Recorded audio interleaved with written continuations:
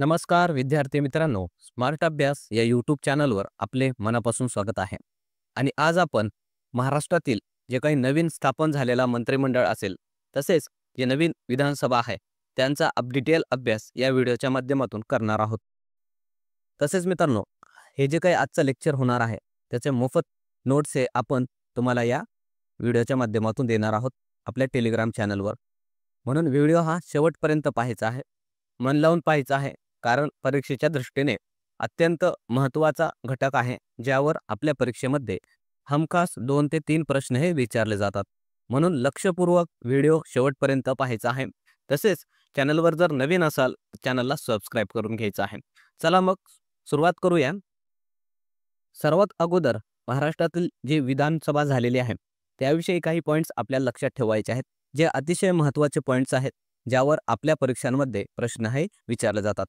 तर जे काही नुकतंच महाराष्ट्राची विधानसभा पार पडलेली आहे त्याचा क्रमांक लक्षात ठेवायचा आहे. ते 15व्या क्रमांकाची विधानसभा होती मित्रांनो. आणि एकाच टप्प्यामध्ये हे निवडणुका झालेल्या आहेत. त्याचा निवडणुकीचा दिनांक होता 20 नोव्हेंबर आणि त्या निवडणुकांचा निकाल लागलेला आहे 23 नोव्हेंबर या रोजी. महाराष्ट्रातील जे विधानसभा आहे त्या विधानसभामध्ये एकूण सदस्य संख्या 288 आहेत. अर्थात आपल्या महाराष्ट्राच्या विधानसभेमध्ये एकूण 288 आमदार हे निवडून जात असतात. तर हे आपल्याला लक्षात ठेवायचं आहे. तसेच हे जे काही विधानसभा निवडणुका झालेल्या आहेत त्यामध्ये वेगवेगळ्या पक्षांना किती जागा मिळाल्या त्या सुद्धा आपल्याला लक्षात ठेवायच्या आहेत. जसं भारतीय जनता पार्टीला एकूण 132 जागा मिळालेल्या आहेत. शिंदे गटाच्या शिवसेनेला 57 जागा, अजित पवार गटाच्या राष्ट्रवादीला 41 जागा, काँग्रेसला 16 जागा, शरद पवार गट जे राष्ट्रवादी आहे त्याला 10 जागा आणि शिवसेना उद्धव ठाकरे गटाला 20 जागा मिळालेल्या आहेत. अशा प्रकारे महायुतीला 235 जागा आणि महाविकास आघाडीला एकूण 50 जागा या मिळालेल्या आहेत. त्यासोबतच महाराष्ट्रामध्ये एकूण मतदान किती झालेलं आहे हे सुद्धा आपल्या परीक्षेमध्ये विचारलं जातं. म्हणून हा पॉईंट महत्त्वाचा आहे, स्टार करून ठेवायचा आहे. एकूण मतदान हे महाराष्ट्रामध्ये 66.05% एवढं झालेलं आहे. आणि सर्वाधिक मतदान हे कोल्हापूर जिल्ह्यामध्ये झालेलं आहे. तर सर्वात कमी मतदान मुंबई या ठिकाणी झालेलं आहे 52.07%. तर एवढं आपल्याला लक्षात ठेवायचं आहे. तसेच अजून एक महत्त्वाचा पॉईंट की या विधानसभेद्वारे महाराष्ट्रातून एकूण 22 महिला आमदार या निवडून गेलेल्या आहेत. तर हा आकडा महिलांचा आपल्याला विचारला जाऊ शकतो. त्यासोबतच महाराष्ट्राचे मुख्यमंत्री बनलेले आहेत देवेंद्र फडणवीस आणि तिसऱ्यांदा महाराष्ट्राचे मुख्यमंत्री बनलेले आहेत. पहिल्यांदा 2014ला, त्यानंतर 2019ला आणि आता 2024ला परत एकदा ते महाराष्ट्राचे मुख्यमंत्री बनलेले आहेत. आणि त्यांचा क्रमांक लक्षात ठेवायचा आहे. ते महाराष्ट्राचे 21व्या क्रमांकाचे मुख्यमंत्री बनलेले आहेत. आणि सर्वाधिक वेळा उपमुख्यमंत्री जे झालेले आहेत 5 वेळा अजित पवार आणि सध्या ते महाराष्ट्राचे उपमुख्यमंत्री म्हणून त्यांनी शपथ घेतलेली आहे. तसेच सलग 5 वर्षाचा कार्यकाळ पूर्ण करणारे महाराष्ट्राला फक्त 2च मुख्यमंत्री भेटलेले आहेत. ते 2 व्यक्ती आपल्याला लक्षात ठेवायचे आहेत. वसंतराव नाईक आणि देवेंद्र फडणवीस यांनीच फक्त सलग 5 वर्षाचा कार्यकाळ हा पूर्ण केलेला आहे. इतर जे काही मुख्यमंत्री महाराष्ट्राला लाभलेले आहेत त्यांचा कार्यकाळ 5 वर्षापेक्षा कमीच राहिलेला आहे. त्यासोबत सर्वाधिक मतांनी विजयी झालेले आमदार कोण आहेत या निवडणुकीमध्ये, तर काशीराम पावरा, ज्यांना 1,49,944 मते पडलेले आहेत, जे की शिरपूर या मतदारसंघामधून निवडून आलेले आहेत. आणि सर्वात कमी मतांनी विजयी झालेले आहेत मुफ्ती मोहम्मद इस्माईल, त्यांना फक्त 162 मतांची लीड होती. हे सुद्धा आपण लक्षात ठेवायचं आहे, जे की मालेगाव मध्य या मतदारसंघामधून MIMच्या तिकिटावर ते निवडून आलेले आहेत. हे सर्व विधानसभेविषयी जे पॉईंट्स आहेत ते अतिशय महत्त्वाचे आहेत. त्यावर आपल्या परीक्षांमध्ये प्रश्न हा विचारला जातो. त्यानंतर आता 1 बाय 1 आपण जे काही महाराष्ट्राचं नवीन मंत्रिमंडळ आहे त्या सर्व मंत्र्यांविषयी माहिती लक्षात घेणार आहोत. तर ते सुद्धा आपण लक्षपूर्वक माहिती ऐकायची आहे. व्हिडिओ शेवटपर्यंत पाहायचा आहे. आणि व्हिडिओ जर आवडला तर व्हिडिओला लाईक करायचा आहे. चॅनलवर नवीन असाल तर चॅनलला सबस्क्राईब करून घ्यायचं आहे. तर पहिले असणार आहेत देवेंद्र फडणवीस, ज्यांना गृह मंत्रालय, ऊर्जा मंत्रालय आणि सामान्य प्रशासन याची जबाबदारी देण्यात आलेली आहे. आणि सध्या हे महाराष्ट्राचे मुख्यमंत्री आहेत मित्रांनो. महाराष्ट्राचे हे तिसऱ्यांदा मुख्यमंत्री बनलेले आहेत. आणि त्यांचा मतदारसंघ आहे नागपूर दक्षिण पश्चिम. हे आपल्याला लक्षात ठेवायचं आहे. या अगोदर ते 2022 ते 2024 महाराष्ट्राचे उपमुख्यमंत्री राहिलेले आहेत. तर या काही गोष्टी देवेंद्र फडणवीस यांच्याविषयी लक्षात ठेवायचे आहेत. सध्या ते आपल्या महाराष्ट्राचे मुख्यमंत्री पदावर विराजमान झालेले आहेत. त्यानंतर दुसरे व्यक्तिमत्व असणार आहेत एकनाथ शिंदे, ज्यांना गृहनिर्माण, नगरविकास आणि सार्वजनिक बांधकाम हे खाते मिळालेले आहेत. आणि सर्व जे पाहतोय आपण मित्रांनो, ते कॅबिनेट मंत्री जे पदावर विराजमान झालेले आहेत, ते कॅबिनेट मंत्र्यांची यादी या ठिकाणी आपण पाहत आहोत. यांचा मतदारसंघ असणार आहे कोपरी 5 पाखाडी, जे की ठाणे या जिल्ह्यामध्ये आहे. ते महाराष्ट्राचे माजी मुख्यमंत्री होते मित्रांनो. 2022 ते 2024 आतापर्यंत ते महाराष्ट्राचे मुख्यमंत्री होते. पण सध्या ते आता निवडणुका झाल्यानंतर आता महाराष्ट्राचे उपमुख्यमंत्री बनलेले आहेत. त्यानंतर पुढचे व्यक्तिमत्व असणार आहेत अजित पवार, ज्यांना अर्थ आणि नियोजन खातं मिळालेलं आहे. तसेच राज्य उत्पादन शुल्क सुद्धा यांच्याकडेच देण्यात आलेलं आहे. त्यांचं मतदारसंघ असणार आहे बारामती, जे की पुणे या जिल्ह्यामध्ये आहे. या अगोदर ते महाराष्ट्राचे माजी उपमुख्यमंत्री राहिलेले आहेत मागच्या सरकारमध्ये 2022 ते 2024 या कालावधीमध्ये. आणि पुन्हा एकदा परत महाराष्ट्राचे ते उपमुख्यमंत्री बनलेले आहेत. आणि असं एकूण 5 वेळा ते महाराष्ट्राचे मुख्यमंत्री बनणारे पहिले व्यक्ती ठरलेले आहेत. त्यांच्या नावावर हा विक्रम आहे, ते आपण लक्षात ठेवायचं आहे.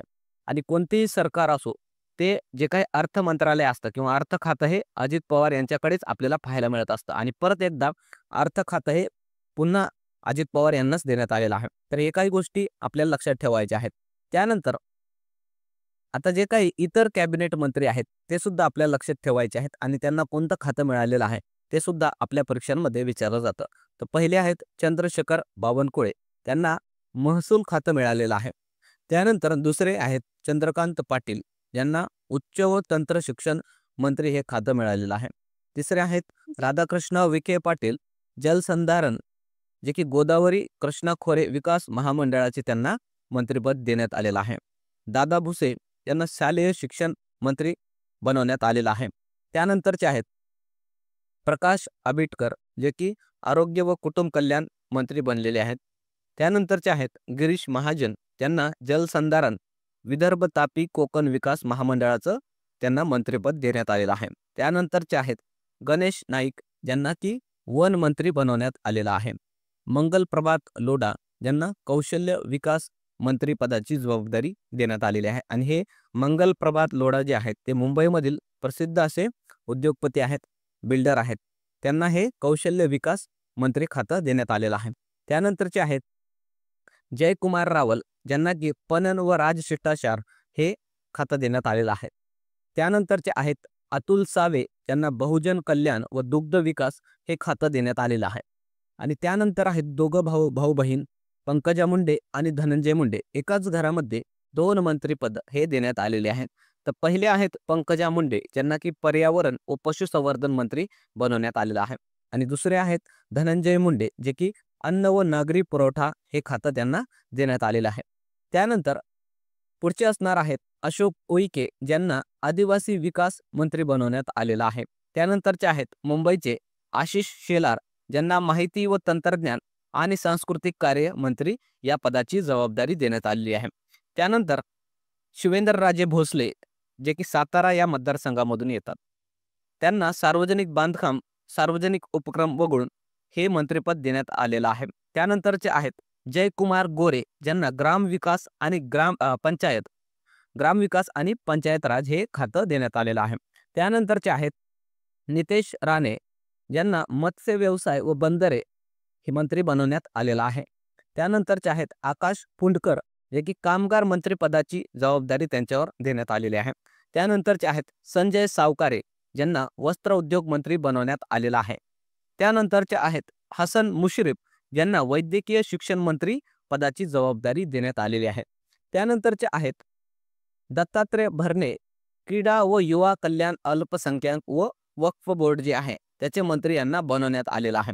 आणि हे जे काही दत्तात्रय भरणे आहेत मित्रांनो, यांनी स्पर्धा परीक्षेच्या विद्यार्थ्यांसाठी खूप चांगल्या प्रकारे मागच्या वेळेस काम केलेलं आहे. बघूया आता यांना क्रीडा व युवा जे काही कल्याण आहे त्याचं खातं मिळालेलं आहे. मग त्या क्रीडा क्षेत्रासाठी ते काय नवीन करतात ते पाहण्यासारखं असणार आहे. त्यानंतर आहेत आदिती तटकरे, जे की महिला व बाल विकास मंत्रिपदाची जबाबदारी त्यांच्यावर देण्यात आलेली आहे. आणि या महाराष्ट्रातील सर्वात तरुण मंत्री या बनलेल्या आहेत. अवघ्या वयाच्या 36व्या वर्षी त्या मंत्री बनलेले आहेत. त्यांचं खातं लक्षात ठेवायचं आहे, आपल्यासाठी महत्त्वाचं आहे. महिला व बाल विकास मंत्री ते आहेत. त्यानंतर आहेत माणिकराव कोकाटे, ज्यांना कृषी खातं देण्यात आलेलं आहे. त्यानंतर आहेत नरहरी झिरवाळ, ज्यांना अन्न व औषधी प्रशासन हे खातं देण्यात आलेलं आहे. त्यानंतरचे आहेत मकरंद जाधव, ज्यांना मदत व पुनर्वसन खातं देण्यात आलेलं आहे. त्यानंतर आहेत बाबासाहेब पाटील, ज्यांना सहकार मंत्रिपदाची जबाबदारी देण्यात आलेली आहे. त्यानंतरचे आहेत गुलाबराव पाटील, ज्यांना पाणी पुरवठा व स्वच्छता मंत्री बनवण्यात आलेला आहे. त्यानंतरचे आहेत संजय राठोड, ज्यांना मृदा व जलसंधारण मंत्री बनवण्यात आलेला आहे. त्यानंतर पुढचे आहेत उदय सामंत, ज्यांना उद्योग व मराठी भाषा हे मंत्रिपद देण्यात आलेलं आहे. शंभूराजे देसाई, ज्यांना पर्यटन, खाणकाम आणि माजी सैनिक कल्याण मंत्रिपदाची जबाबदारी देण्यात आलेली आहे. त्यानंतरचे आहेत संजय शिरसाट, ज्यांना सामाजिक न्याय मंत्री बनवण्यात आलेला आहे. त्यानंतर आहेत प्रताप सरनाईक, ज्यांना परिवहन मंत्री या पदाची जबाबदारी देण्यात आलेली आहे. त्यानंतर आहेत भरत गोगावले, ज्यांना रोजगार हमी आणि फलोत्पादन या मंत्रिपदाची जबाबदारी देण्यात आलेली आहे. आणि हे सर्व आपण बघितलेले हे कॅबिनेट मंत्री होते मित्रांनो. या सर्व विषय आपल्याला लक्षात ठेवायचे आहेत. सर्व पॉईंट अतिशय महत्त्वाचे आहेत. यापैकीच एखाद्या मंत्रिपदावर आपल्याला परीक्षांमध्ये प्रश्न हा विचारला जातो, म्हणून ते काळजीपूर्वक लक्ष देऊन आपण ऐकलेलं आहे. वाटलं तर तुम्ही ते लिहून सुद्धा तुमच्याजवळ ठेवू शकता. तसेच या जे काही लेक्चर आहे त्याचे आपण नोट्ससुद्धा तुम्हाला प्रोव्हाइड करणारच आहोत. त्यानंतर अतिशय महत्त्वाची ही स्लाईड असणार आहे मित्रांनो, की महाराष्ट्रातील जे काही कॅबिनेट मंत्री आणि राज्यमंत्री आहेत त्याविषयी काही पॉईंट्स आपल्या लक्षात ठेवायचे आहेत. जसं की महाराष्ट्रामध्ये एकूण सध्या 43 मंत्री आहेत. त्याच्यामधील 36 कॅबिनेट मंत्री आहेत ज्यांनी शपथ घेतलेली आहे आणि 6 राज्यमंत्री आहेत. असे आणि एक रिक्त जागा आहे जी अजून भरलेली नाही. असे एकूण 43 मंत्री आहेत महाराष्ट्रामध्ये. हे आपल्याला लक्षात ठेवायचं आहे. त्यासोबतच महाराष्ट्राला एकूण 4 महिला मंत्री भेटलेले आहेत ज्यांना शपथ देण्यात आलेली आहे मंत्रिपदाची. मग ते 4 महिला मंत्री आपल्याला लक्षात पाहिजे. ते नावं आपल्याला पाठ असायला पाहिजेत. यावर हमखास प्रश्न हा विचारला जातो. तर पहिले आहेत पंकजा मुंडे, दुसऱ्या आहेत अदिती तटकरे, तिसऱ्या आहेत माधुरी मिसाळ, त्यानंतर चौथ्या आहेत मेघना बोर्डीकर. या 4 महिला मंत्री या असणार आहेत. त्यानंतर सर्वात तरुण मंत्री कोण आहेत तर अदिती तटकरे, ज्या वयाच्या 36व्या वर्षी महिला व बाल विकास मंत्री बनलेले आहेत. त्यानंतर आहेत सर्वात वयस्कर मंत्री गणेश नाईक, जे 74व्या वर्षी त्यांना मंत्रिपद देण्यात आलेले आहे. या काही कॅबिनेट आणि राज्यमंत्रीविषयी पॉईंट्स आहेत ते अतिशय महत्त्वाचे आहेत. ते आपण लक्षात ठेवायचे आहेत. त्यानंतर मित्रांनो, शेवटी व्हिडिओ जर आवडला तर व्हिडिओला अवश्य लाईक करायचा आहे. चॅनलवर नवीन असाल तर चॅनलला सबस्क्राईब करून घ्यायचं आहे. कारण मित्रांनो, अशा प्रकारचे डिटेल व्हिडिओ बनवण्यासाठी खूप सारी मेहनत लागत असते. म्हणून कृपया करून तुम्हाला जर माहिती आवडली असेल आणि तुम्हाला वाटत असेल की आपल्या परीक्षेच्या दृष्टीने हे अतिशय महत्त्वाची माहिती आहे, तर चॅनलला अवश्य सबस्क्राईब करायचं आहे. तसेच लाईक करायचं आहे. तसेच हा व्हिडिओ आपल्या विद्यार्थी मित्रांना नक्की शेअर करायचा आहे, जेणेकरून याचा फायदा आपल्या मित्रांना सुद्धा होणार आहे. तसेच आपलं जे टेलिग्राम चॅनल आहे स्मार्ट अभ्यास 555, त्या ठिकाणी जाऊन तुम्ही या लेक्चरच्या मोफत नोट्स डाउनलोड करून घ्यायचे आहेत. तसंच इतर जे स्टडी मटेरियल आहे ते सुद्धा आपण त्या ठिकाणी मोफत विद्यार्थ्यांसाठी टाकलेलं आहे. ते सुद्धा तुम्ही त्या ठिकाणी जाऊन डाउनलोड करून घेऊ शकता. चला मग थांबणार आहोत या ठिकाणी. पुन्हा भेटूया एका नवीन व्हिडिओसह. तोपर्यंत धन्यवाद.